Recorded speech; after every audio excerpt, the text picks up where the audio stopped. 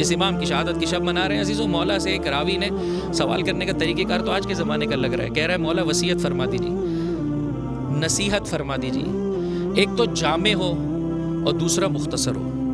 امام نے فرمایا سن نفسک عن عار العاجلہ و نار العاجلہ، اپنے نفس کو بچا لے دنیا کی پشیمانی سے اور جہنم کی آگ سے۔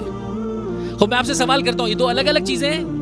نہیں میرے بھائی، دو الگ الگ چیزیں نہیں ہیں، ایک ہی سکے کے دو رخ ہیں۔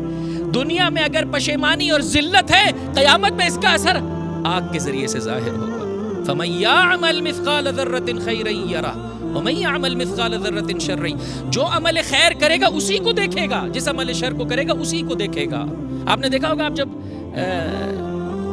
مریض ہوتے ہیں تو آپ کے سانس کی رفتار کو جو الیکٹرانک جو مانیٹر ہوتا ہے ڈاکٹری زبان میں، وہ کیسے لکیروں سے بیان کر رہا ہوتا ہے، مگر وہ کوئی علیحدہ چیز ہے جسے بیان کر رہا ہے، وہی سانس ہے لیکن دوسرے مقام اور مرتبے کے اعتبار سے۔ تو عزیزو، آخرت کچھ نہیں ہے، جیسا میں اور آپ یہاں پر کرتے چلے جا رہے ہیں ویسے وہاں پر دیکھتے چلے جائیں گے۔